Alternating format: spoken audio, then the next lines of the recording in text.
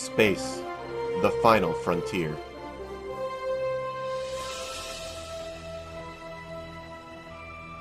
This is the podcast State of the Federation. Its continuing mission To preview strange new ships. To seek out new builds and new combinations. to boldly go where no show has gone before.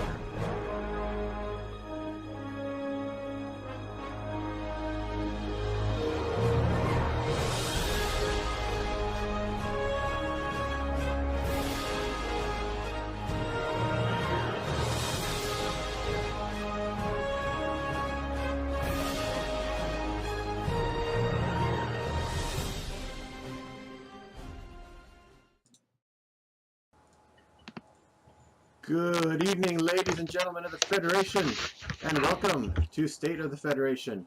I am your host, Delta Angelfire, and we are here to bring you the latest and greatest in all the new Star Trek ships and strategy, and nothing about the rules forum today. I know that makes everyone happy. Once again, I am joined by my illustrious co-hosts. We have Tucker. Tucker, can you hear me all right? You sound terrible. So do you. This is awesome. This recording's going to be awesome. Maybe Yeah. a little bit. See if that helps. If you were looking for a song, there's no song today. I will explain why later. Ooh. It's not just because I'm extremely tired. That's part of it. These things happen. And we also have David. David, how are you doing today? Oh, I'm doing pretty good. Central Valley of California got rain. Lots of rain. We are happy. Huzzah, things can live. Yes, things can live. We love it when things live. All right. So today we have a great show for you guys. We have the OP3 prize, the Trager. And then we'll be going on to some of the new Wave 10 stuff. We will have the Regent's Flagship. And also Fina Prime, because everyone's excited about Vidians. Yay. The peasants rejoiced. So without further ado, shall we start on our Resistance is Futile OP3 prize? Sounds good. Hey, Will, I'm on the Twitch feed. Are you actually broadcasting? Should be. It says streaming and streaming. Okay. Someone hears me. They want me to turn my sound up. Oh, God. No. Okay, No. now I got you. Just a little bit. We'll see how that works. All right. So, let's see. Well, I guess if we're talking about OP3, we can talk about the resource we are getting as well with it. We're getting high-yield photon torpedoes. 5-point resource. At start of the game, after the Gather Forces step, place your high-yield photon torpedoes card beside your ship, blah, blah, blah. While you have it, during the roll attack die step, add +1 attack die for your attack roll whenever you use your photon torpedoes upgrades. And you may also re-roll one of your blank results for them once. You know, I just moved to a new house. And I'm when you move, you sometimes get to that point where you're like, oh, I forgot to bring this thing, or I need to buy this thing. I'm pretty glad about this now because I didn't bring any coasters. I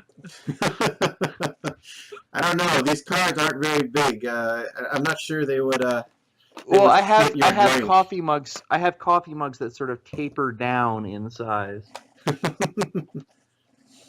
So Tucker's going to be using this as a coaster. I think it's kind of neat to have the Martok effect on all your torpedoes. It almost makes them useful. And then I remember I that will be using this for my 200-point games, and that's all I'm going to say about that. It's almost to the point where I'm considering, if I ever TO at a venue again, I'm considering saying, with the exception of fleet captains, just go nuts. Buy as many of the 5-point resources as you want, because most of them are pretty terrible. And wasn't improved shields like a 10-point resource? Yeah. Let's not talk about that. Use all of them. We don't care because you'll lose.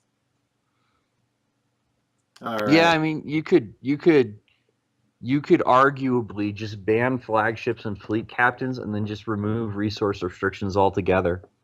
Maybe sideboards. I don't know. 5 sets of fighters. We're gonna be able to do that anyway, so what's the point? True. Well, let's see how good they are when they come out tomorrow. At least I'll have them tomorrow. I don't know about the Yeah, rest of you guys. on that note, guys. By the way, today we're previewing the OP3 prize ship, the Regent's flagship, and the Vidian ship, because we just don't know enough about the fighters right now to evaluate them. We don't know what their attack dice are. We don't know if there's anything that wasn't previewed in the pack. There's just not enough information. Mm-hmm. But Yeah, we speaking don't, of which, we don't know the tokens. We don't know the maneuver dials. We don't know. I mean, really, the tokens are the biggest thing. What's their attack? What's their defense? How fast do they die? we should get moving though, because I got a date tonight. All right, we will respect the date. Next up, we have the Trager itself. It's a Cardassian Galler class, so it moves the same and has the same point cost: 4144, 1 tech, 2 weapons, 1 crew. I believe it lost a tech slot. It's got evade, target lock, and scan. It lost a tech. It lost a tech slot for a weapon slot. Terrible trade. Yeah. Because how many weapons do you really need? Weapons kind of suck. Let's see. During the compare results step, you may disable one of your shields to cancel a hit or crit result. You cannot deploy this card to the same vessel as a simulated vessel 64758, which is, of course, the Borg version of this ship. Before the new rulings, it would have been awesome. It would have been neat. I don't think you're going to be seeing this this ability hit twice per turn anyway, because the first hit is probably going to take out the other 3 shields that you would have been disabled instead. Yeah, but once the shields are gone, preventing 1 crit a turn is still pretty good. Oh yeah, it's like pretty much a free evade, a right, better evade. Yeah. So it could definitely be useful. Yeah, I guess I could still see it being used. I would. I don't know.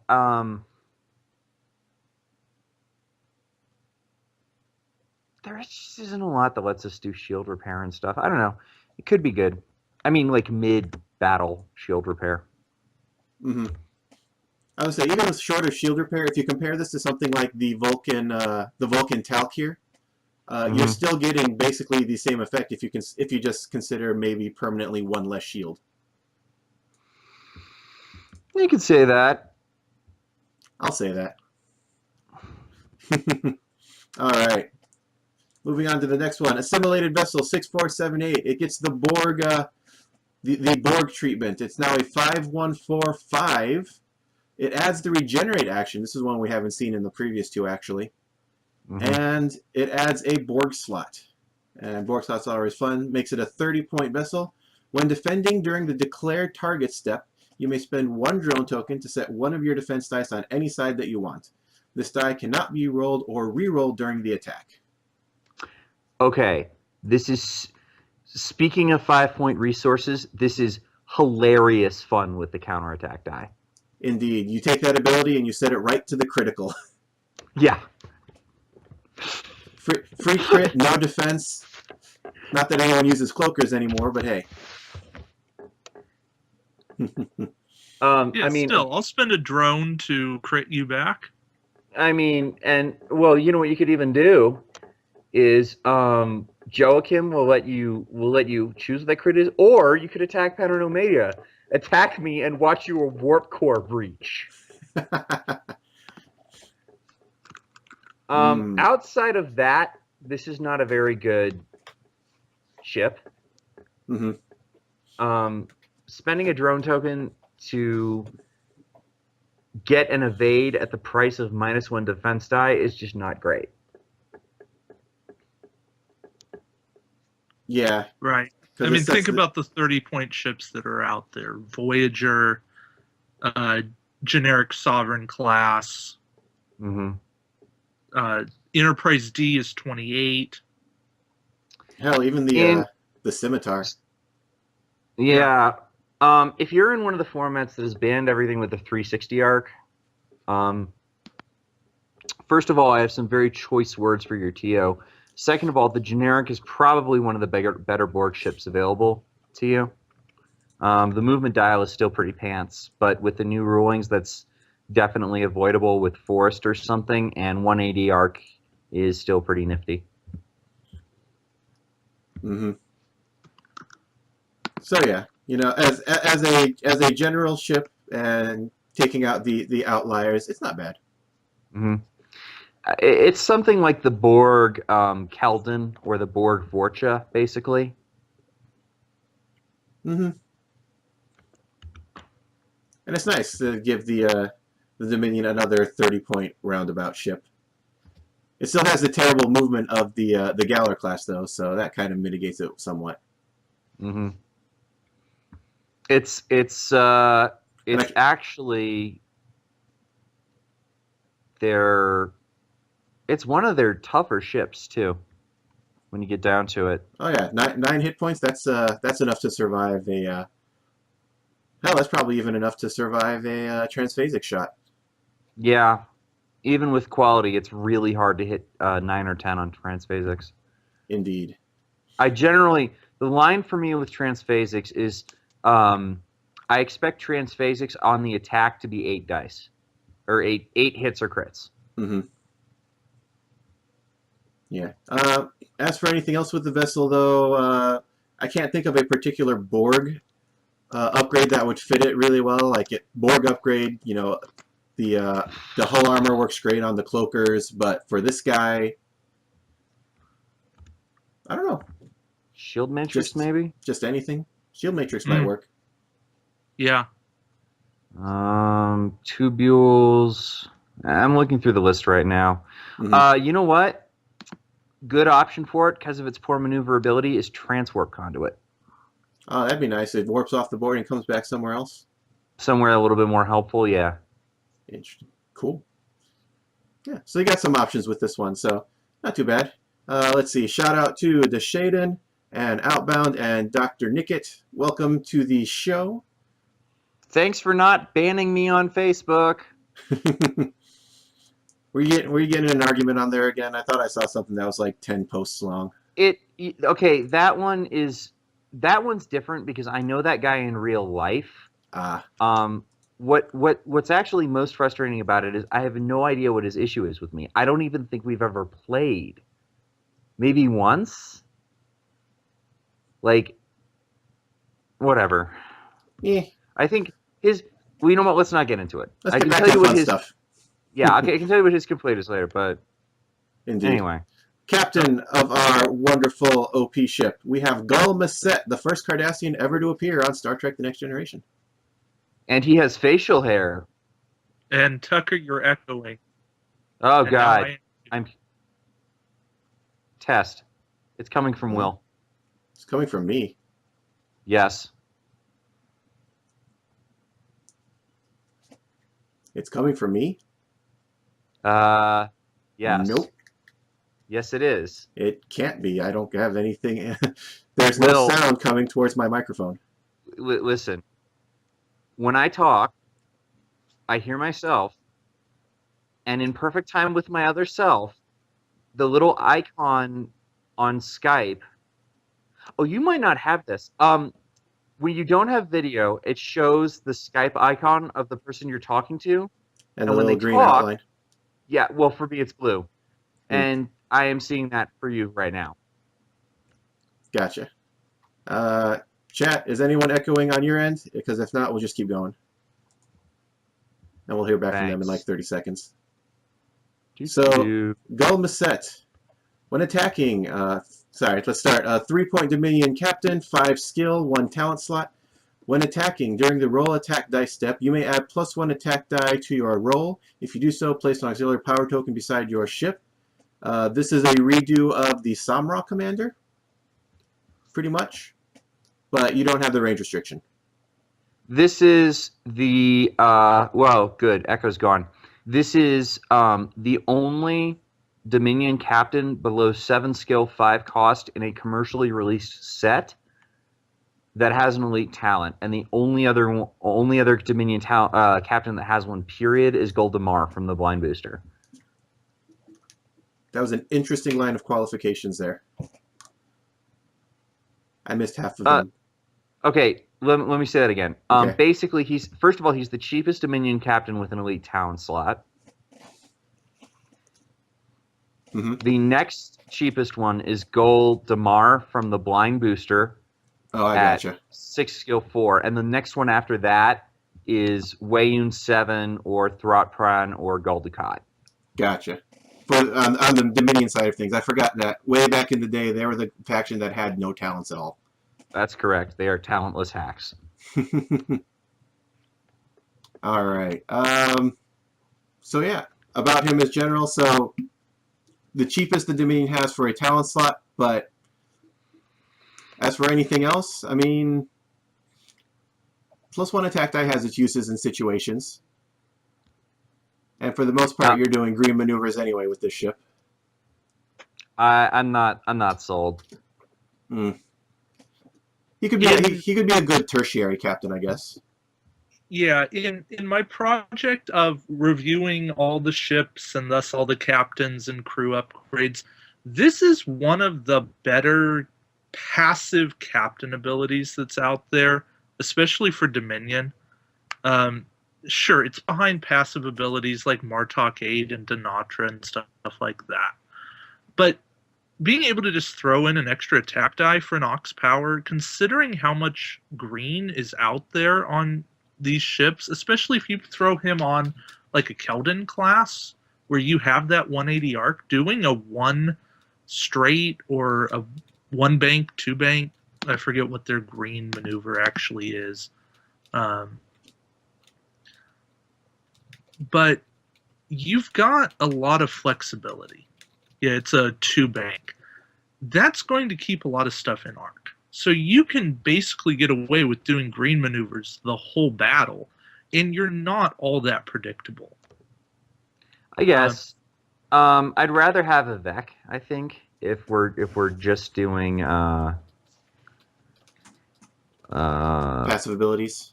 Yeah. Nick over in the chat makes a good point. He's pretty good on the tiny prize. Yeah, he still says he would still be able to keep his action and doesn't care about the auxiliary tokens. Yeah. I don't know. I at this what does David say? It's options.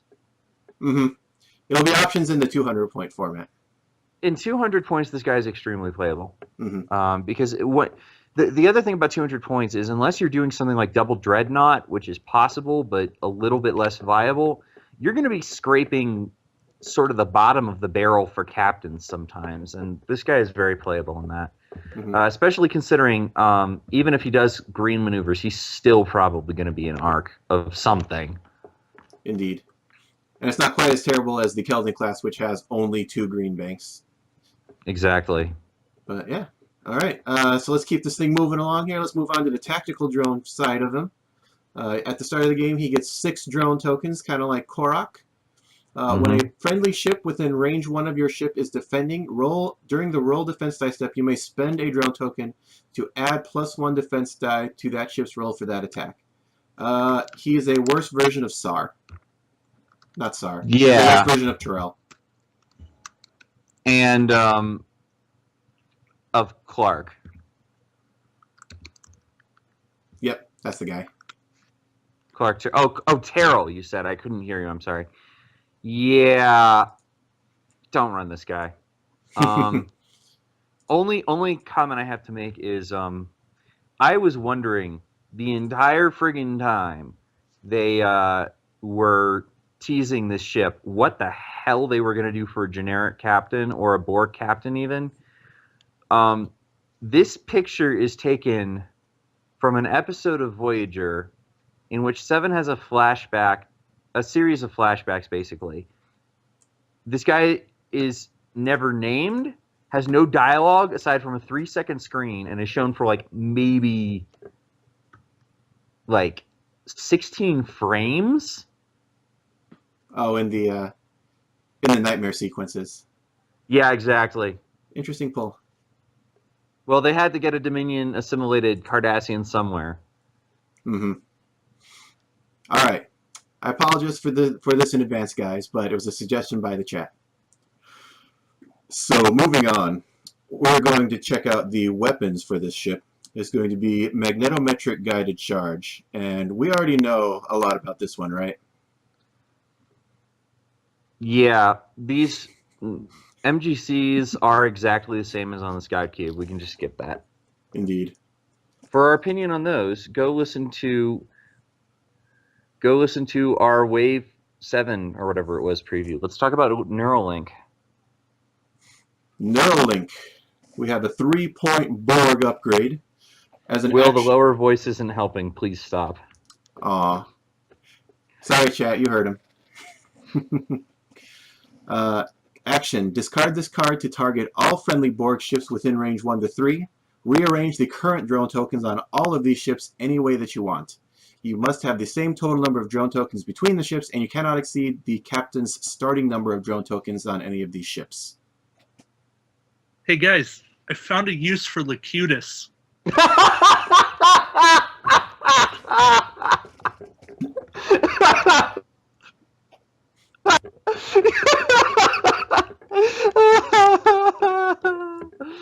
So just so everyone knows, Dave is being me today because I'm really tired, and I'm being him. This is options.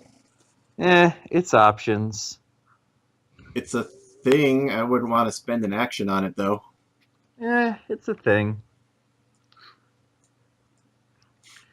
In a serious way, though, in, say, 200 points, you take Locutus, you take Queen 8, and you take some of, like, the reroll tactical drones, maybe the counter-attack tactical drone, and you spin your tactical drone tokens like they're going out of style, and even the Queen, and then you use this as an action to deplete Locutus and restock your tactical drones.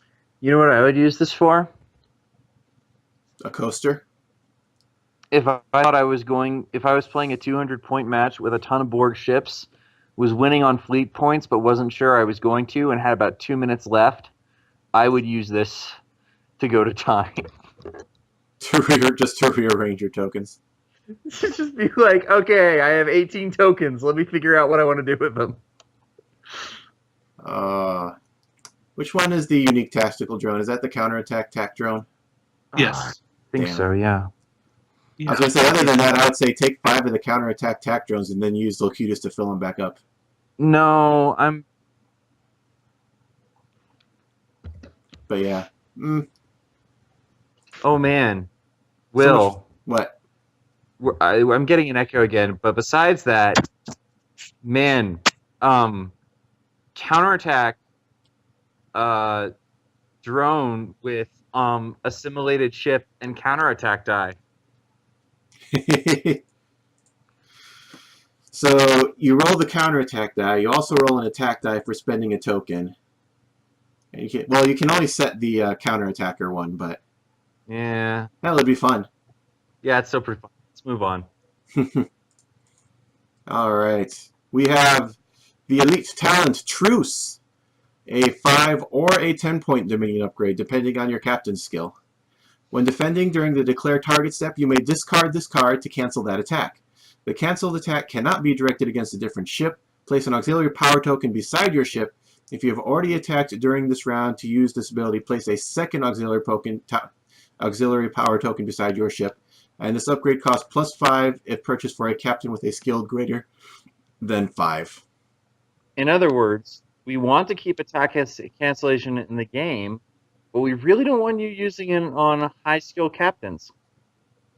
Which is silly, considering you could do it if you had a high skill captain, you have feedback pulse, which is cheaper. Mm-hmm. And actually does more, and literally does more. Or here's the fun.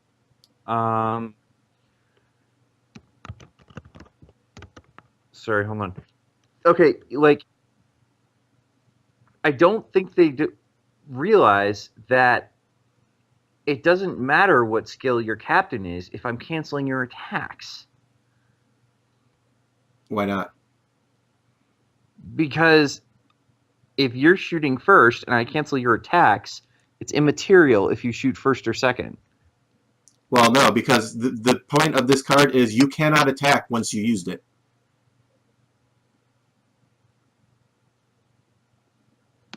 Oh yeah.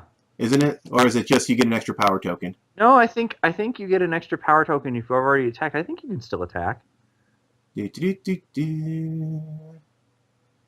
already attacked this round, during the round you use this ability, place a second auxiliary power token beside your ship. Yeah, so you can still I attack. thought I read somewhere on there. First time I read this, I thought it was somewhere where you lost your attack if you were a lower skill, but... No. No. Remember, good attack cancellation is asymmetrical. That's why we like this card. Mm-hmm.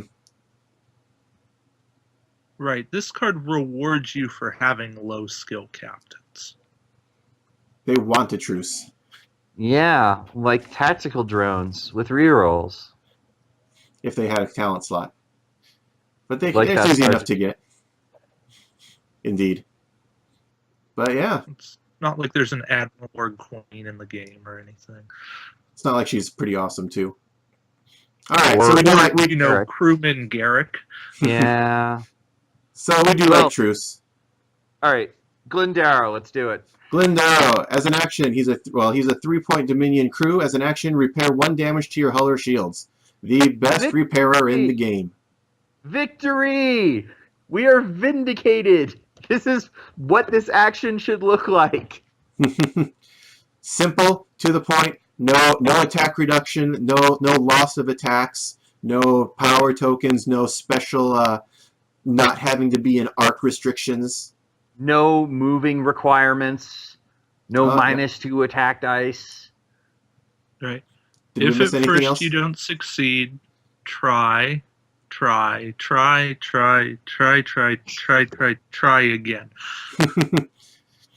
And you still get to attack. It's not a regenerating thing. You get to choose hull or shields even. I mean, come on now. Yeah. Glendarrow, he's good. Craxon. Take him. Oh, Craxon, we wish you hadn't been stripped of your interestingness by the errata. Yeah. Craxon, which can now only defend 1 ship once per turn. Yeah, it's so stupid. All right, let's move on. That's all for this pack, right? That is all for that pack, yep. Hilariously, it's more desirable than TAC Cube 001. I don't know. I still want the... Oh, no, I don't need the extra board missile from TAC Cube 001. No, yeah, I'd like this one better now. Yep. All right. Truce and Glendarrow are much better than Data and... Admiral? Or not Admiral. Captain Queenie? Yeah. Cool. Nighttime in the chat saying Glendarrow's good, but he still likes Murok better. You know what I like? Both! I like both. They're new best friends. Let's repair all the things. Yeah. Wouldn't it be nice if you could do that on the Craxon? I mean, you can. But like old Craxon. Yeah. Anyway, we need to move on. Before Tucker drops into a further depression, our next up for this this show, we're looking at Fina Prime. Really? You're going to get Tucker out of a depression by talking about Vidians? I know, that was a terrible... I didn't think about what I was saying. You know, this was probably the best opportunity for quality crew ganking in the game. Yeah. Mm-hmm. And this is why we can't have nice things. Fina Prime, Vidian Battlecruiser, 3-2... Wait, what? Before we start, one thing, sorry. We don't have the movement dial or the elite talent yet. We just don't think that they'll be that good. Okay, we should probably... Let's get going. Preface with that. Indeed. Yeah. We've got a 3-2-5-3. It has 2 weapons, 2 crew, no tech slots. 26 points. This is basically another rehash of the Excelsior that everyone loves so much. And I would not be surprised to see it have the same dial. Action. Target a ship at range 1 and force that ship to discard 1 of its active shield tokens. Place an auxiliary power token beside your ship. Woo! I killed a shield. I guess it could be alright. I mean, Well, a free damage is nice. Oh, I should notice, as I have just talking about it, that range 1 does not have to be in a particular arc. Yeah. I like it for stealing your own stuff shenanigans. Discarding a shield, though, instead of disabling? Eh. This is for things like where I have, I don't know, Varel or somebody on like a 1 shield ship, and I literally don't care about it, except for the fact that I need to get Varel on something else. Mm-hmm. And it is independent, so Croesus could go on there pretty easily and show the crew how it's done.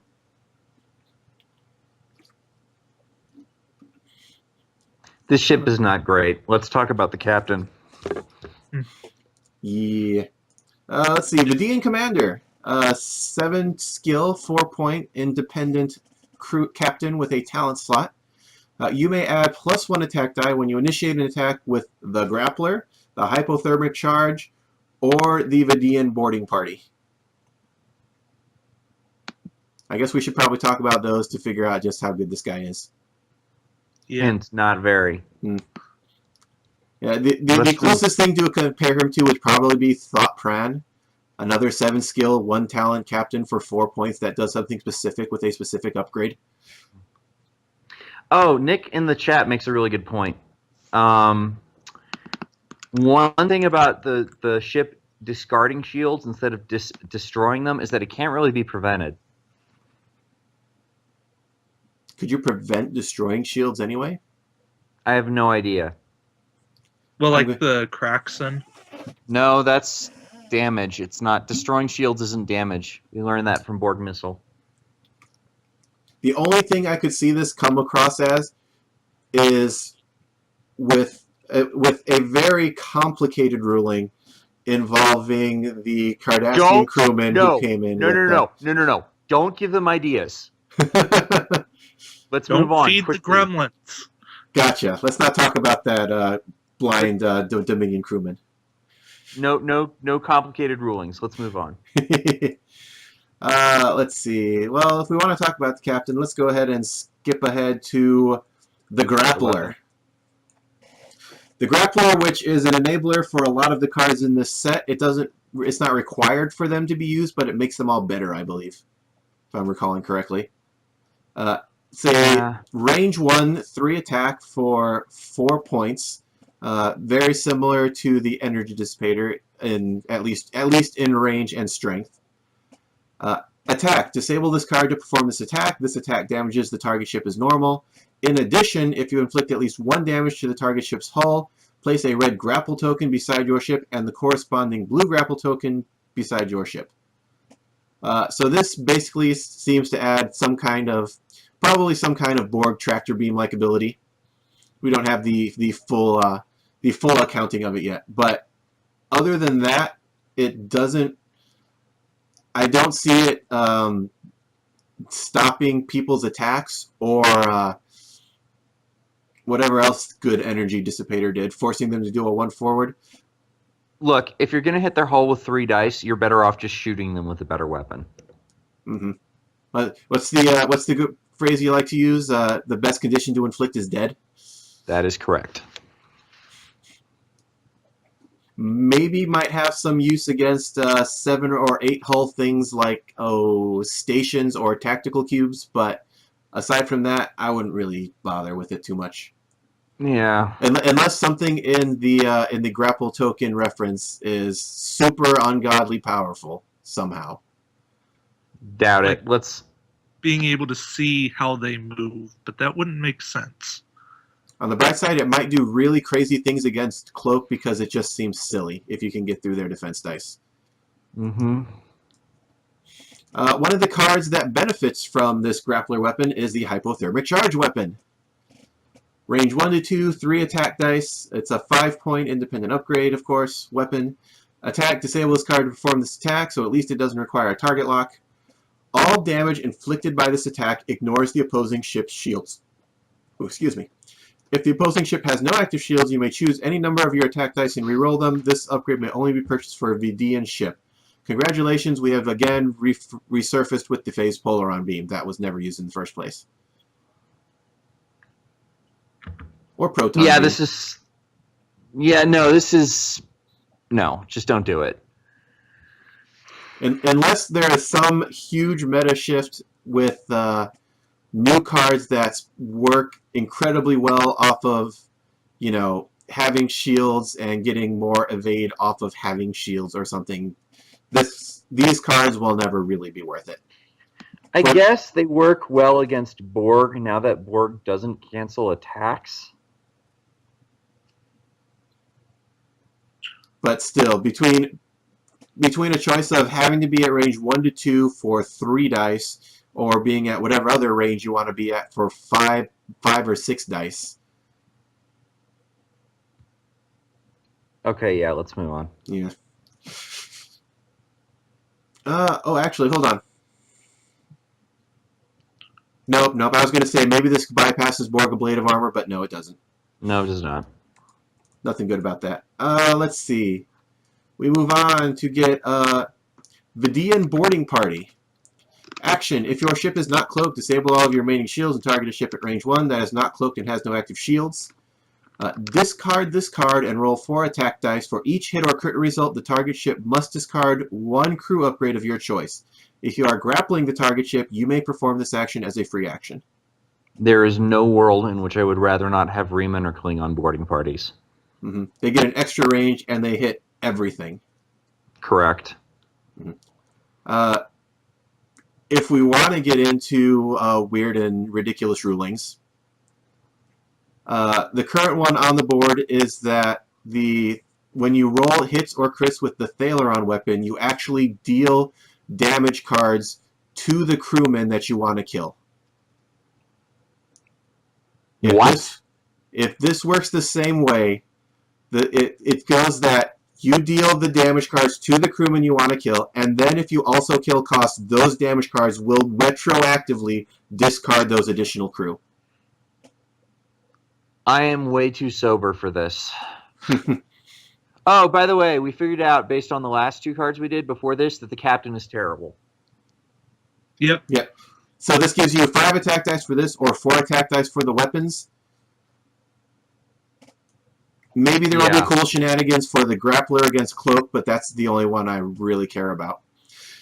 I'm hearing a lot of what and WTF in the chat room. Yes, this was actually ruled on in the forums. I can bring it up if you want me to. Yeah, please do. No, please don't. In the meantime, let's never talk about it again. I will start with Dareth, and then I will find that, and we can come back to it. So, Dareth, 1 point independent crew. One of your crew upgrades, including this one, is affected by an enemy ship. You may disable 1 upgrade of your choice on that ship. It is the only mildly playable card out of this pack. It is a cool deterrent. We don't have a lot of those.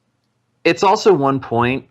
I'm getting pretty sick of the fact that Magnus Hansen and Goval and Follower of... all of the 1 point cards right now are either 1, bad, or 2, require you to be doing specific other things. This is a 1 point card that goes on any ship.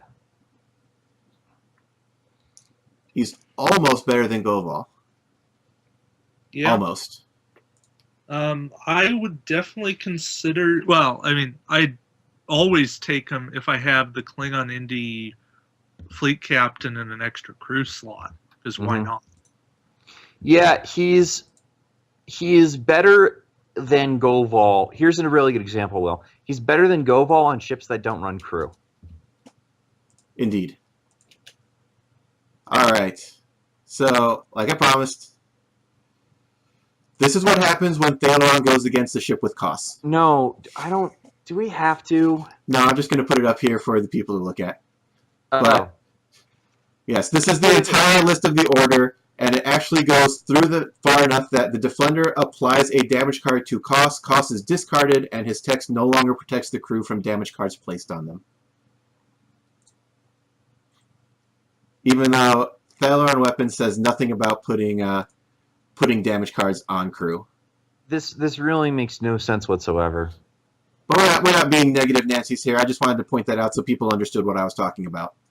Okay, anybody who's curious, let's move on. Indeed. Let's see. Dinara Pell, another 1-point crewman. Action. Target a ship at range 1. Discard this card and 1 crew upgrade of your choice on the target ship. If you are grappling the target ship, disable this card instead of discarding it when performing this action. This ability may be used against a ship that is cloaked. Not that we needed to know that because it wasn't, whatever. Okay, so, true story. I did not notice this card ganks through shields, so I like it a lot more now. Mm-hmm. Still not quite up to Krosa's strength, but for 1 point, it's not too bad. Who's the other ones? What were the other Borg ones that came in the Scout? What this would be close to? Wasn't there one that discarded 2 crew or something? Yeah, that was at range 1 to 2. She's not too bad. For a point, I'd take her on a lot of things, actually. Mm-hmm. When grappling, she works a little better, but I mean, really, you don't need it. Nobody is going to be using the grappler. Exactly. This is not a reason to use the grappler. Whiz kids, stop trying to make the grappler happen. It's not going to happen. And let's see. We have our last guy that we know of. We have Sulan. We have Action. Target a ship at range 1. Discard this card and 1 crew upgrade of your choice on the target ship. If you are grappling the target ship, you may also disable up to 2 other crew upgrades on the target ship. This ability may be used against a ship that is cloaked. He costs 3 points. The only benefit you get out of this is for 2 more points, he gets 2 more crewmen if you're using the grappler. Yeah, but he discards instead of disables, and you're using the grappler, and you can just use the board guy who disables all the crew, or the board guy who disables like 2 upgrades and 2 shields, or the board guy who discards 2. Just don't use this card. Yeah, he requires the grappler to be more useful than Dinara, and he costs more. And still, and again, not a good reason to use the grappler. Let's see. That is everything from Fina Prime in general. Vidian Commander, no. We were just, no. Yeah, if you're getting this pack, you're getting it for Dinar Pell and maybe the talent. What's his?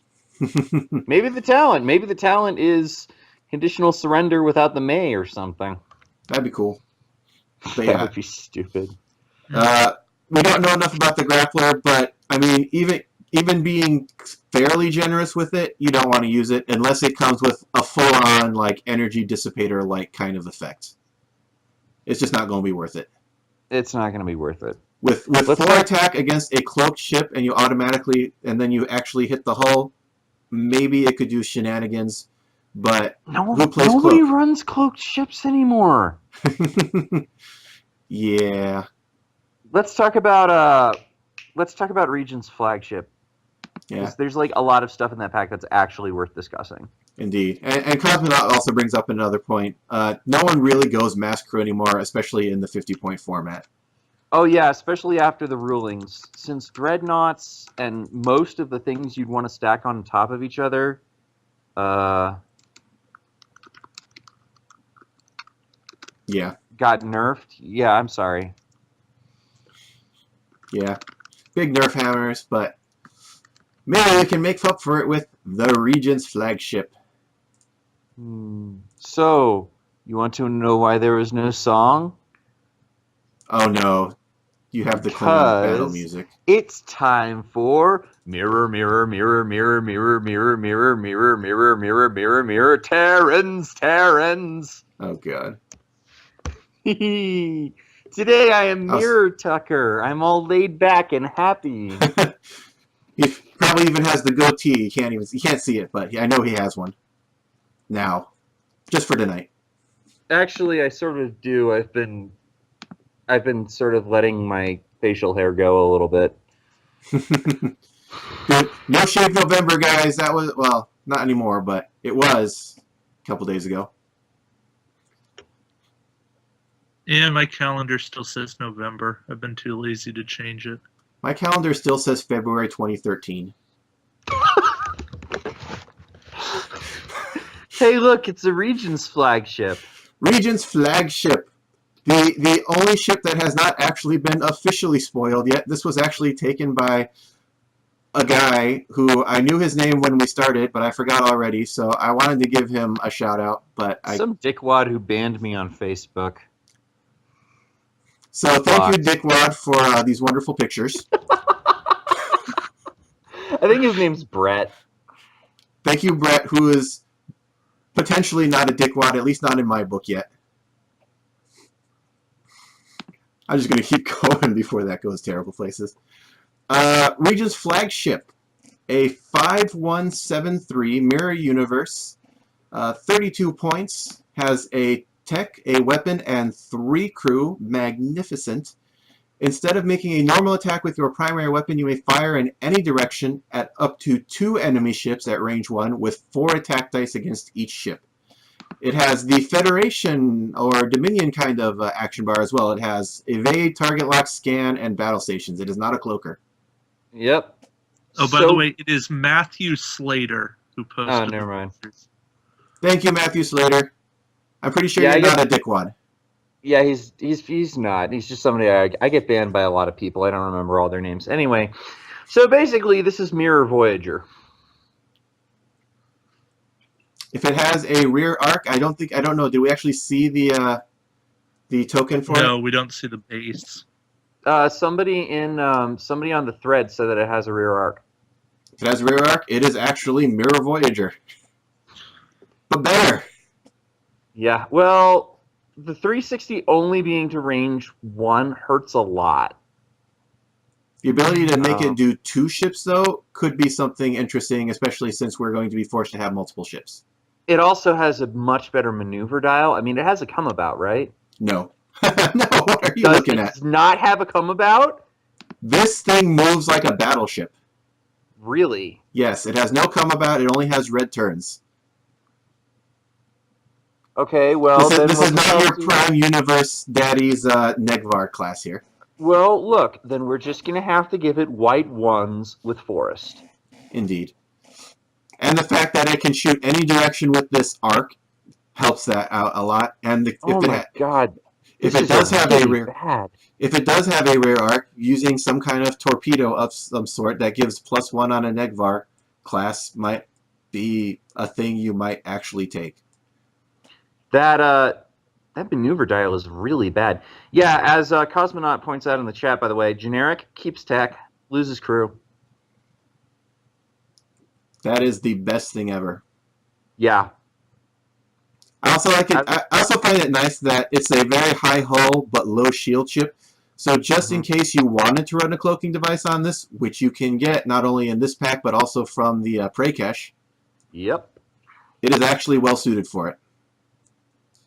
Unlike things like the assimilated Klingon Bird of Prey, which is 3 hull and 5 shields. So this is literally like the best parts of everything Klingon and Romulan and Federation. Sure. It's a Frankenship. Yeah, it's just got a bad maneuver dial, but hey, that doesn't matter anymore. Mm-hmm. And hey, free double attack for no extra cost. It might be hard to use, but I like it. Yeah, I like it too. Especially if fighters are going to be making a comeback. Since fighters are only doing range 1 to 2, and you're going to be wanting to run lower attacks, more attacks of fewer dice anyway. Then. But this is still 4 dice with no aux power token. This is just good. I like it. Good. Now we just have to remember to put the Admiral on there that lets it turn. Yeah. Or the fleet captain. But if you take the Admiral that lets it turn, you have to give up Regent Worf. We have another Mirror Universe Wharf, not to be confused with the first Mirror Universe Wharf. We actually have... This is the amazing Mirror Universe Wharf. This is the 6th incarnation of Wharf now? Good sweet God, he's only 2 points? He is a 2-point Admiral. He does not give you any strength, but he does also give you a talent slot, in addition to his fleet action. Fleet action. Target a friendly ship at range 1 to 2 with a hull value of 3 or less. The target ship immediately makes 1 free attack with its primary weapon against an enemy ship in its forward firing arc. Place an auxiliary power token beside the target ship. He is a... He's a little bit like the... what's that weapon that everyone wanted from the Chang? Barrage of Fire? He's the best captain in the game. Or Admiral. He definitely has uses, but what ships are going to use him with? Regent's Flagship, Voyager. With a hull value of 3 or less. Oh, that hurts. Fighters. Oh, fighters will be pretty nasty. The other things I can think of that would be good would be, again, the Assimilated Burrell, which is 5 attack for 3 hull, and the Mirror Defiant, which is in faction, which is nice. That's 4 or 5? Mirror Defiant is 4. Okay. Could be 5 at range 1. Let's see. Other things you could use it with. We're not going to use the 5th wing attack ship. Come on now. USS Defiant. No. Oh, no one runs that either. We're not. Yeah. We don't need. Not Assimilated Burrell is actually a pretty decent option. Mm-hmm. So generic Chang's Bird of Prey. Mm-hmm. Yeah. Sorry, Dad. I didn't mean to poo-poo on you there. I was just trying to make a joke. No, it's okay. Hey, we're throwing out ideas. Indeed. Yeah, Chitang's a nice ship. Klingon stuff. Scout Cube would work. It's got a lot of green maneuvers too. Yeah, but it's it'd be nice. It's 360 arc at least, even if it's only 3 attack dice. Even have a flagship. Yeah, flagship Scout Cube. That'll work. And that's still way beneath the 50-point limit. Mm-hmm. That'd be pretty cool. It's 4 dice, yeah. Anything else? Oh, there is also still the flagship the independent Romulan one that doesn't add to hull. Yeah. So you could potentially get 6 dice off of the Assimilated Burrell. Nice. Yes, Cosmonaut, we doubt the 5th wing. Number 1, I doubt the 5th wing because A, it sucks, and B, because the 3rd wing is even better, actually. Nice. Actually, yeah. Because 3rd wing, you can, like, disable crew to get more attack dice or something. What things say instead of attacking with your primary weapon? I know the 360s on the D and the Voyager and the Regent's Flagship do. What else does? Instead of attacking with your primary weapon? Mm-hmm.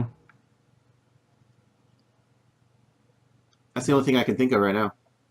Yeah. Hey, you know who's awesome with this? Who's awesome with this? Captain Archer. Because he boosts your primary. Heck yeah, he does. You just have to make sure that you have your Admiral on a ship that is moving after him. Yeah. But still, I think fighters are the thing for Admiral Worf here. Mm-hmm. Yeah. I think, Will, you'd know this better than I would. The resource Hidekis, how many dice they get? Like 5 or 6? The resource Hidekis had 4 hit points total, or 4 tokens. And they started with 6 attack. Yeah, so there you go. Bam, 6 attack dice. Right there. 7 at range 1. Yeah. By the way, if we are remembering all of our rulings, this is an attack that happens in the activation phase, which means it bypasses cloak. Nice. Because we needed another reason not to run cloak. Let's see. Cosmonaut, quick question. Anyone know what is up with the Mirror Klingon and the Prakesh? He was in an episode of DS9, the first one with the Mirror Universe, and he, I believe, got killed off in his first 5 seconds of appearing. Sounds reasonable.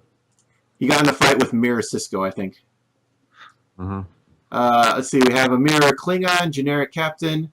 We have Worf as the captain. He does the same thing, but he's a 3 skill, which is kind of hilarious.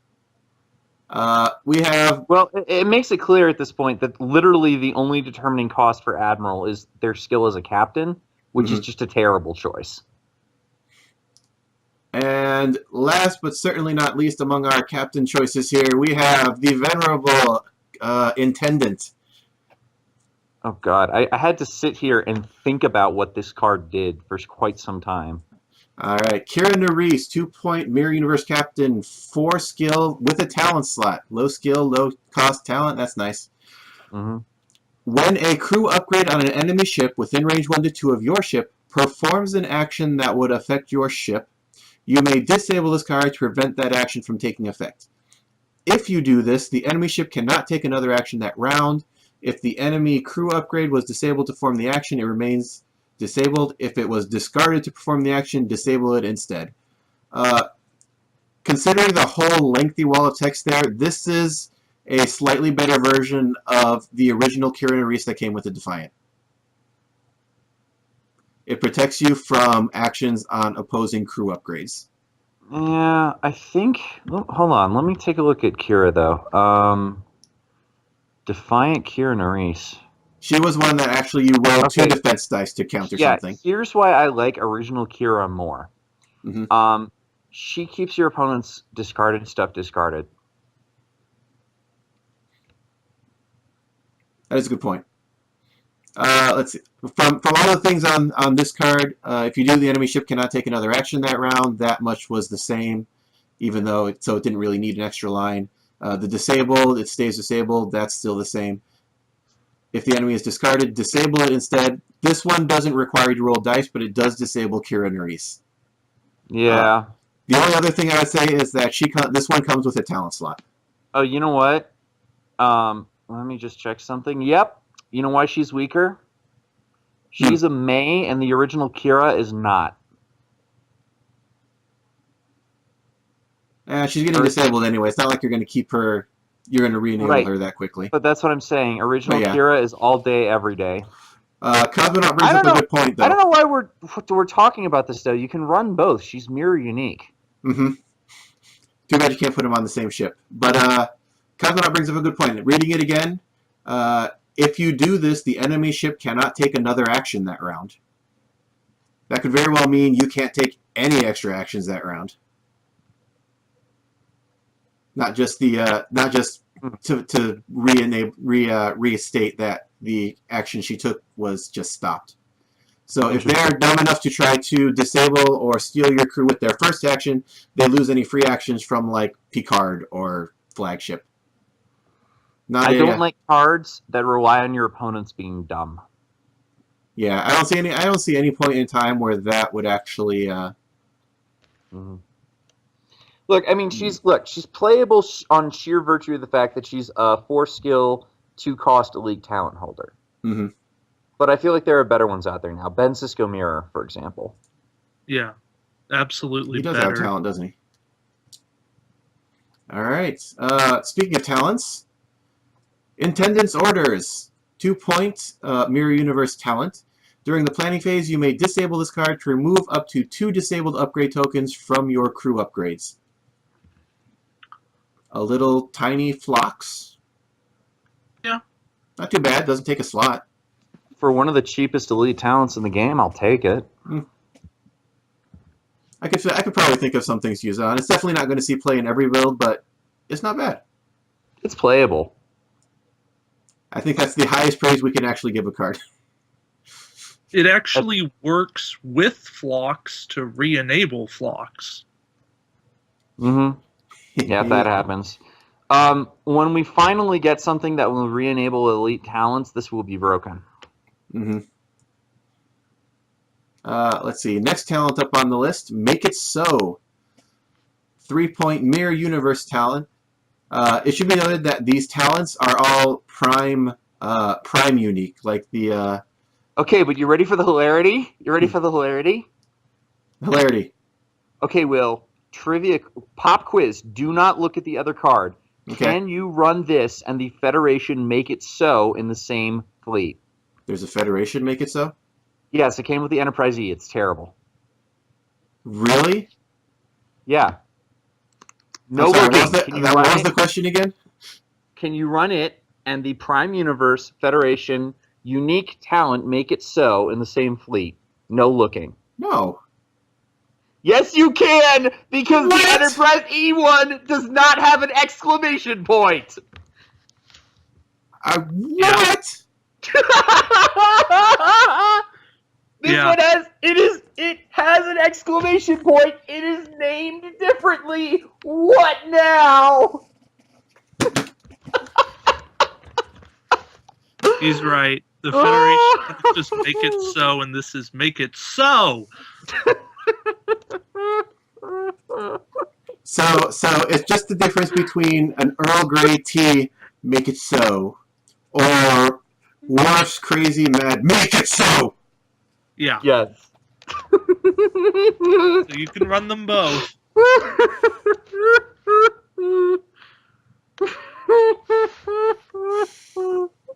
This is what we provide here. This is State of the Federation at its finest, folks. Endless entertainment. 3-point mirror universe talent, make it so. Because you gotta distinguish it now. How does it go? Make it so. Make it so. I haven't seen this movie. Anyway, Do you want to build a Negvar? doesn't have to be a Negvar. During the activation phase, after you move, you may discard this card and disable one of your crew upgrades to perform one additional action this round as a free action. Once per game, Congratulations, you somebody's turned... Riker. Yes. Hmm. Actually, it's a little bit more... No, literally. It turns a Once crew into, God, any free action. No, it makes a crew member Riker. Riker is, after you move, you may disable this upgrade, and have one of your crew members perform. Oh, never mind. Yeah, it's slightly different. Mm-hmm. This make it so lets you use any upgrade. Riker's restricted to non-action bar upgrade non-action bar things. Dekanu is limited to action bar things, but this is just it turns someone into Martok, I guess. Yeah. Well, the reason I say Riker is that you end up it's after during the activation phase, after you move, you disable a crew member to get an extra action, which is exactly what Riker does. Mm-hmm. So it's only slightly more range in what actions it can take, but yeah. Yeah, which means to me that it actually makes more sense if it were the Federation make it so. Mm-hmm. But and at 3 points, it comes along with just pretty much everything else that lets us take a free action. It's one more point than Janice Rand or Leonard McCoy, which you discard to take another specific action. yeah, it's all right. I like the flexibility here. Yeah. I mean, it lets you. It is Martok. It's a one-shot Martok. Mm-hmm. It's I'm sure it'll have some kind of crazy combo ability at some point. It's probably playable. Mm-hmm. Let's see. I will deal with them myself. 5-point Mirror Universe talent upgrade. During the roll attack dice step, you may discard this card to disable up to 2 of your crew upgrades. If you do so, roll 1 additional attack die for that attack for each upgrade you disabled with this card. Well, I feel like we've seen this before many times. Ben Sisko likes to deal with them himself, apparently. And he likes to deal with himself every day as opposed to just once. I guess this is somewhere between Cisco and... no, not even Resistance is futile. Third Wing? Gavroche, maybe? Archer. Archer does this, but it's only with primary attack. Mm-hmm. But Archer's an action. Yeah. I don't see this being useful on its own, but if you if you want to make some crazy huge one-shot 13 attack dice kind of deal, this will be in it. I guess to me it's too expensive for the cost, but Mhm. I guess Yeah. once again I want to say it's playable. I wouldn't play this in any fleet. This definitely requires some kind of combo work around it to be worth its cost, I think. I don't think it's a build around, but I think it's a combo piece. Hmm. Yeah, I think you need to figure out how to make it work with intendant's orders to re-enable those crew. Or just have crew that you can disable and live with. Yeah, or Riker doctor or something. Yeah. You could Archer deal with them. Oh no, intendant's order only works during the planning phase. Yeah. Well, look, it's playable. It's on the low side of playable, but it's playable. Mm-hmm. Now that you bring it up, something that's gnawing at me now. What does anyone have the wording on Jennifer Sisko handy? I will in 1 second. All right. Yeah. Mirror unique. At the start of the game, after setup, target one enemy ship anywhere in the play area and disable up to 2 upgrades of your choice on that ship. Yes, intendant's orders does counter Jennifer Sisko. So if it was ruled that Jennifer Sisko disables another Jennifer Sisko, that Jennifer Sisko doesn't work. But is that the planning phase? Is there a space between setup and the first planning phase that she activates in?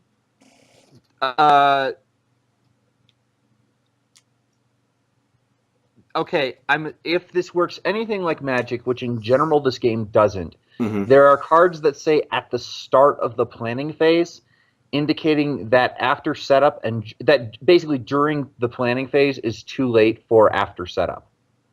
Gotcha. That would be a neat if it would allow you to maintain that, but I guess it was not meant to be. Well, it is a good counter to Jen Sisko, though. It'll help you get some of your crew back if that's what she disables. Yeah. Let's see. What's going on in the chat? Archer, 2 actions, blah, blah. I don't see a question, so we're going to keep moving. Yeah.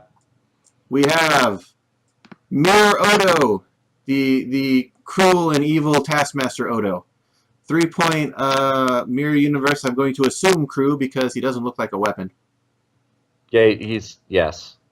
Action, select one of your disabled crew upgrades and perform that upgrade's action as a free action. Then discard that crew upgrade. I like it thematically. It's a worse Bashir.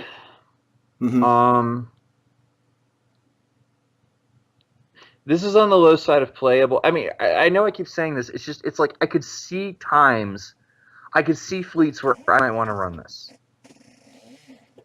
I'm trying to think of what he would work well with, and the only thing that's coming up in my mind is Barclay. The Borg things that give you drone tokens or hull heals if you discard your upgrades. You could, instead of finding wonky ways to have to re-enable stuff every turn, you can just use the disable effects and then use Odo a second time, and you'll get heals and drone tokens on top of that. Kenneth Dalby from the Valjean. You can disable him to repair a hull or shield and then discard him to repair 2 hull or shields. Vox, the reroll guy from the Avatar of Tomid. Same deal. Does rerolls, disables, and spends a drone token to reroll, or discards to reroll. Is he in action though? Oh, you're right. That's not an action. Now, see, that leads to another thing. Can he give a disabled character an action that requires them to put a disable token on them? It seems silly, but that's a really good question. Until then, I don't think we can really do anything more about him. But he's neat. The only thing I really don't like about him is that there's a point where he is no longer useful on your ship. Oh, Tucker, you missed it, and Cosmonaut caught it. Seska. Seska discards herself. Not if you can save her the first time. I don't think you can... Okay, sorry, to be clear, I am rating this card under the assumption that you still cannot perform multiple actions of the same kind per turn. Though the neat thing, though, would be Seska disables... No, does Seska disable when she does her thing? No, she just discards. She Well, discards, she yeah. disables somebody else. Yeah, but I mean, that's... I still don't think it's good enough. If she ended up disabled somehow, this would be just fine. I guess that would require another ruling. If a character uses an ability that discards themselves and Odo's ability would also discard them at the same time, can you save them with one crew saving? I imagine that what would happen is you would save them, and then Odo's additional effect would discard them again. It's a separate sentence. To Wharf we go. All that to make Odo really weird rules wise. Yeah, but I mean, look. Basically, if you play casual, you know what he does, and he's all right. Mm-hmm. Photon torpedoes. It's Negvar torpedoes. They're a coaster. They do fire out your rear arc, though. Might be something you need with this big clunky ship, but I'm sure there's still better things to use. Like Mazel tov. Because considering we're in the mirror universe, the mirror dorsal weapons rig comes to mind. Yeah. Next. Cloaking device. Everyone knows what this thing does. Disable it to get a cloak. It is worth mentioning. It is strictly worse than the prey caches because it costs +5 on anything other than the Regent's flagship. So it would not even work on the generic version of this ship. Correct. Just use the prey caches version instead. Mm-hmm. Which costs the same and has a lighter penalty. Yeah. Does it? I thought they were both +5. They're both +5, but yeah, the penalty is for +5 is different only things. on non-mirror. Oh, you mean a less restrictive penalty? That's what I meant. Yeah. Yeah, I thought you meant a cheaper penalty. Yeah. Okay. Great. Tractor beam. Tractor beam. I don't even know what to make of this. 3 points. Mirror universe tech. Action. Target a ship at range 1 and roll, I'm assuming 2 attack dice. It's kind of hard to read. Yeah. For every hit or crit result, place 1 auxiliary power token beside the target ship. It's Borg Missile! Borg Missile is back! Except it's in the... you can't evade it! And it still sucks, though. What do you mean it still sucks? Well, you have a 25% chance to get nothing, 50% chance to get 1, and 25% chance to get 2. Yeah, but you can use... You can stack them all over ships and still attack with real dice. Oh, let me take this back. I did not realize that, number 1, it does not require an arc. Yep. And number 2, it does not even disable or discard. Correct. It's also not unique. So you stack a swarm with these, and you just tractor beam a ship from all angles. Correct. And then you attack them from all angles. Might have to bust out those Bajoran interceptors. They've got a tech and a weapon slot, right? Whoa, hold up. I gotta look something up here. I do? just had a crazy thing be proposed. Mm-hmm. What, you're being proposed to? No. Oh, they're saying, when they said Seska, they meant Kazon Seska. Disable this to use to discard a crew at 2 to 3? Disable to disable at 2 to 3. Eh. Anyway. But yeah, tractor beam. Mirror, mirror, mirror, mirror, mirror, mirror, mirror, mirror, mirror, mirror, mirror, mirror. Terrans, Terrans. War! Oh my god, it's war! Anyway. So this is the card that is going to join in on wonderful little swarm shenanigans at some point. Maybe if we got more than 1 per ship, because I sure as heck am not going to buy 4 Regent's flagships. Maybe 2 though. Let's see. What have we already looked through? Uniques. Unique. We've got more crew. Do we? So far, the only thing that's not unique in this pack that we've gone over is tractor beam, cloaking device, photon torpedoes. And of those, 2 of the 3 you really just don't want. Mm-hmm. Right. But we still have more uniques. And that was the end of my list. So, moving on to the rest of the uniques. Yes, Tractor Beam will be wonderful in multiples. Yeah. I'm not sure I'm going to go to Cloaked Mine levels to obtain them, though. No. Can we just point out, by the way, there is so much stuff in this pack. There is a lot of stuff in this pack. We've gone through 1, 2, 3, 4, 5, 6, 7, 8, 9, 10, 11, 12, 13 cards, and we got 3 more to go. Yeah. Belial, 2-point Mirror Universe Crew. Action, disable this card to target a ship at range 1 to 3. Choose a tech upgrade on that ship and roll an attack die. 50-50 chance to discard that tech upgrade or steal it. Your ship must have at least 1 tech upgrade slot in order to steal it. If the stolen upgrade exceeds your ship's restrictions, you must discard one of your tech upgrades to open a slot for it. It's nice to see a steal that's actually limited in some way, shape, or form. You're always going to choose to steal it because the worst thing that happens is you just discard the thing you would have stolen anyway. Mm-hmm. Right. And because who runs it? Sorry, go ahead. I said then you're denying them their points. Mm-hmm. And at this point, really, who's running a ship that doesn't take tech slots? Yeah. So 50-50 chance to take it.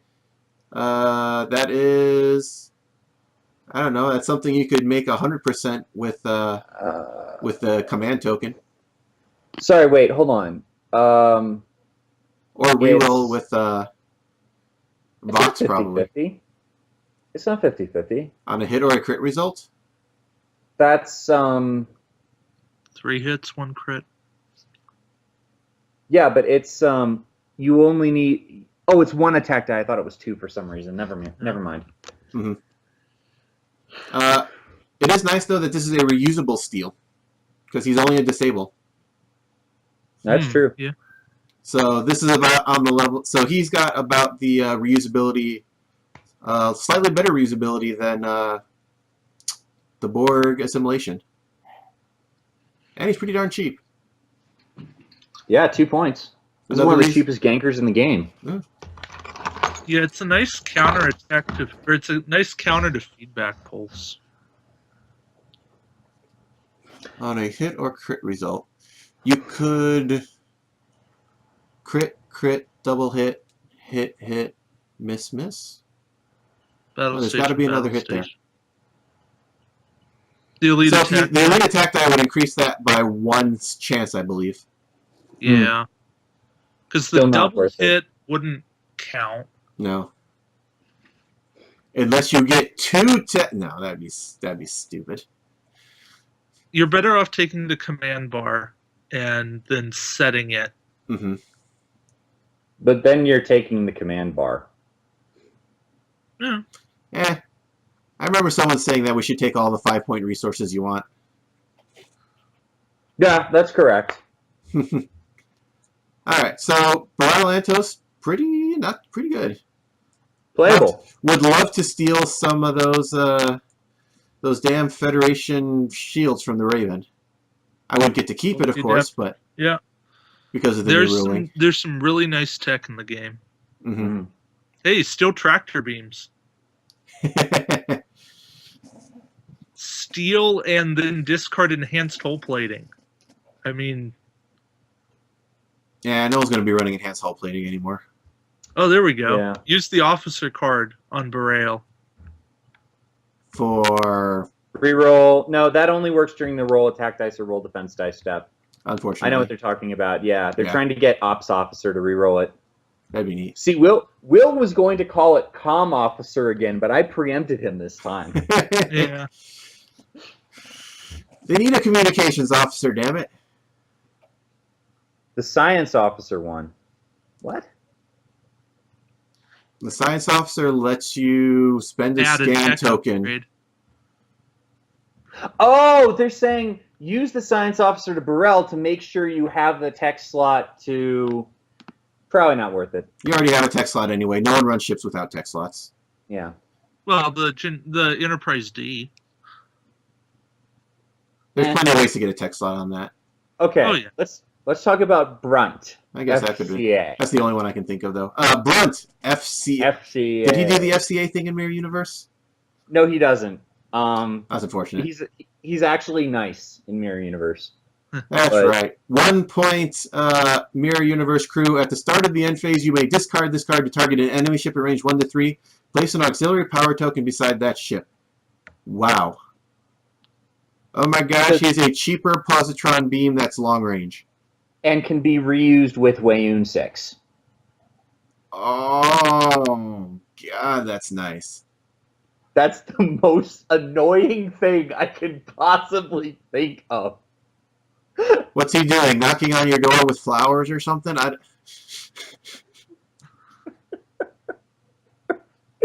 you sure you don't want these lovely flowers, sir? I'm looking for a John Nut Pickard. And it's at the end. It's at the start of the end phase. Like, they have to do a green move next turn, or there's nothing they can do about this. Yeah. I love this. This is 1 point. 1 point. Oh, there we go, Cosmonaut. It's the same actor. Yes, it's both Jeffrey Combs. That's right. I forgot that. Oh. Does that mean we should also have Martok in this fleet? Only if we have the Herogen from Voyager as well. Yeah, give it 4 months. Might be in the Herogen pack. We're going to make a Jeffrey Combs build. Wasn't he also Shran? He was Shran. So, yeah, as soon as we get Shran, then we can make it work. Jeffrey Combs is tied, I believe, with J.G. Hertzler for playing the most characters on Star Trek. He has played 7 characters. I was going to say, the only ones I can remember off the top of my head are Brunt, what is it, Martok, and Wayun. He doesn't play Martok. J.G. Hertzler plays Martok. I thought Wayun did. Wayun and Martok were the same guy. They're not. Martok is J.G. Hertzler. So he is one of only 5 actors to play 7 or more different characters in the Star Trek franchise. The others being Randy Oglesby, J.G. Hertzler, Vaughn Armstrong, and Thomas Kopash. Those, if you're curious, the notables. Let's see. Randy Oglesby was. Where is this? Memory Alpha. He was Degra. That's the main thing he did that you'd remember him for. J.G. Hertzler was Martok. Vaughn Armstrong was Admiral Forrest. And Thomas Kopash... This is a TOS actor, I think. He was. Mm-hmm. Before we go any further with this, though, Tucker, don't you have a date today? I do. That's okay. He's Mirok is the other thing you'd know him for. Cool. Oh, hush. You know I like my tangents. Hey, you made me try to get you to stay on topic today. I know. But I'm going to take my... take your Star Trek nerddom to the next level. I like it. Yeah. I'm cool with that. Oh, I don't know. Okay. J.G. Hertzler is cheating. He's played... Oh, never mind. They're not... I see what they're doing. Never mind. They're not cheating. There were a couple where I'm like, playing Martok as a changeling does not count as playing a different character. But gotcha. Anyway. Let's see. Are we on the last card in this pack then? Yes, we are. Yeah. Another copy of Elam Garrick. He's now a crewman. 3-point Mirror Universe crew. While Elam Garrick is assigned to a Mirror Universe ship, add 2 to that ship's captain skill number. During the roll attack die step, you may disable your captain card to gain +1 additional die for that attack. It's worth mentioning that Elam Garrick makes any other captain into Elam Garrick. Elam Garrick is a 3-skill captain, i.e. +2 over even a 1-skill captain, that says, during the roll attack die step at the combat phase, you may discard one of your crew upgrades to roll +1 attack. This one is disable your captain card instead, but like you said, if you're using it with a 0-point captain, who cares? Yeah. And that's another good point. If your captain is disabled, do the bonuses stack onto them or no? Are they down to 1 regardless? I don't know. That's a good question. Maybe we'll ask it sometime in the rules forum. Still waiting on my answer in the rules forum into what happens when a DS9 overlaps another DS9. Yeah. Also, I am slowly working them to the point where they're finally going to tell us if a Deep Space Nine plus ion thrusters plus warp drive refit can go 4 forward. We're almost there. But yeah, Elam Garrick, add 2 to your ship's captain skill number. That's Admiral for on the cheap Mm-hmm. on a Mirror Universe ship. Yeah, the highest captain skill now possible is something like 17 or 19. Well, you can get up to... Oh, what's Salatriel actually say? Does it say change her skill to 10? Yeah, it does. But like off the top of my head, you take a base 9, add +2 from a fleet captain, +2 from an admiral, plus You can't 2 get from plus- Garrick. You can't get +2 on a Mirror Universe ship. You have to be a +1 from the fleet No, you captain. can Why? take Admiral Kirk. No, you can take 2 for Admiral Kirk, but the fleet captain, only the aligned ones have +2. All the you're independent ones have +1. Yeah. So 9, 10, 11, Admiral, 12, fleet Oh, I'm captain. sorry. I'm sorry. Never mind. Yeah, fleet captain. I was thinking dual faction Borg Mirror Universe for a second, but fleet captain, yeah. You could do 13, 14 Garrick, 15, 16 like Uhura, Mm-hmm. 17, 18 with Virat-Kara? Yeah, there's a lot No. of stuff. Whoever the crew that is on the whatchamacallit ship, the Jem'Hadar cruiser. Mm-hmm. Yeah, so you can get it high. Anyway.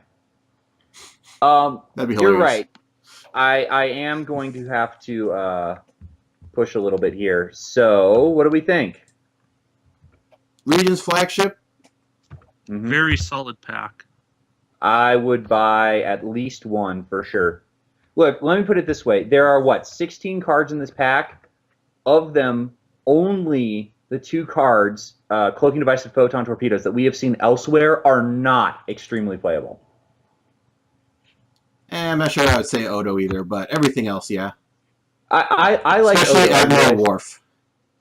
Yeah, Admiral Worf is... You have to pick up this pack if you want to be competitive just for Admiral Worf. He's amazing. I don't know if I would say pure competitive, but I wouldn't say he's necessary to be competitive, but yeah, he's darn good. I'm sure we'll find some fleet that uses him effectively.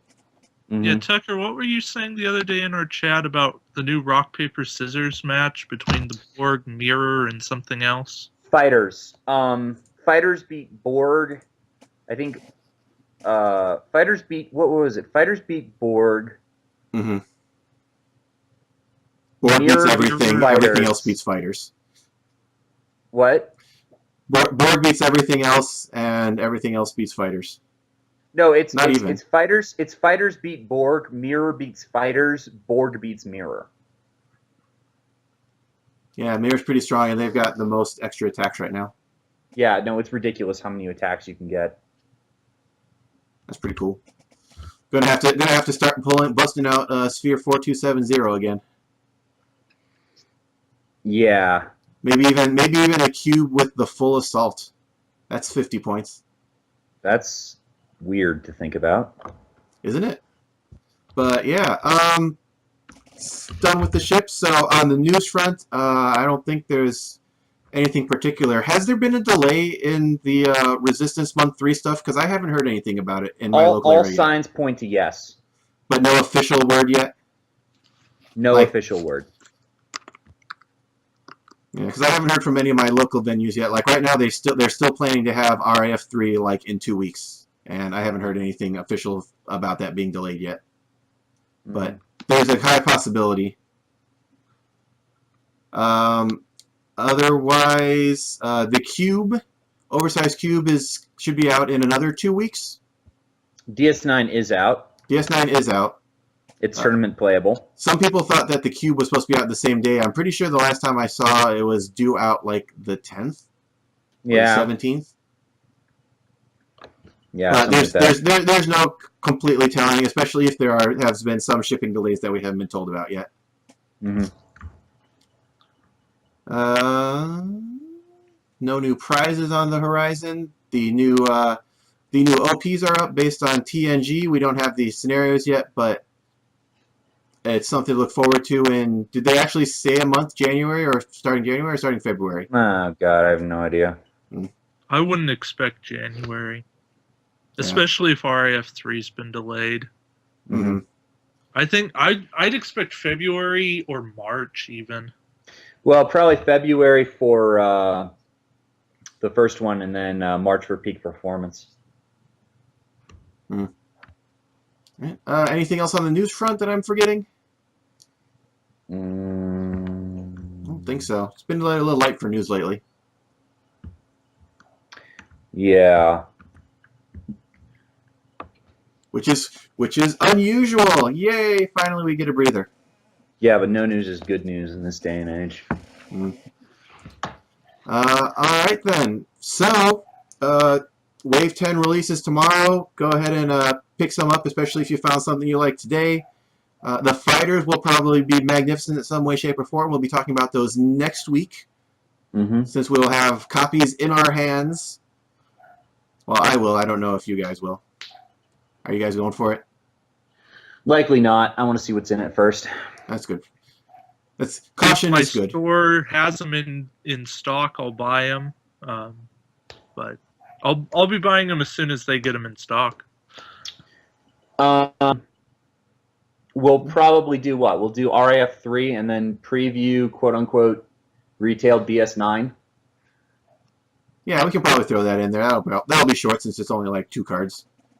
Yeah, well, you know what we should do is we should talk about we should probably talk about Grand Prize Dominion Deep Space Nine cards too, because they're playable now. No, they're not. Yeah, why would they not be? Any ship that is tournament viable has to be commercially released with a maneuver dial. I don't think it says commercially released. It says it has to have a miniature and a maneuver dial. The original doesn't have a maneuver dial. It is a Nor-class orbital space station. It shares a maneuver dial with the retail release. Yeah, I guess we'll have to ask them about it. I already have several times. And then the question is, will that one be... Because that one was the one that was ruled to be able to attack 3 times. I figured that they made it one... we'll talk about it later. Well, I think that was due to the FAQ, and they said they're changing it. Like, they said all space stations work this way, so I think they're changing it. Anyway, we can talk about that next week. I have to go meet someone. Indeed. So, any final shout-outs for you, Tucker, or are you heading out quick? I think I'll take a pass this week.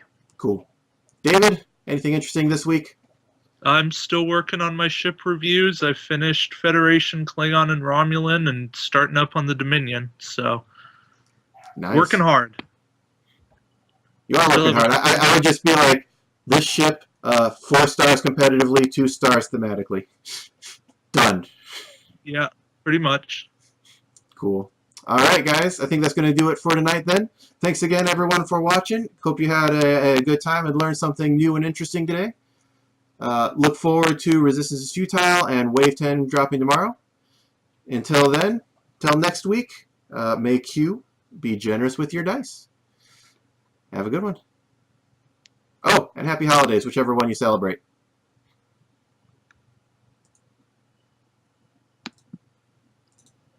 State of the Federation is a production of Will S. in association with Tucker C. and David M.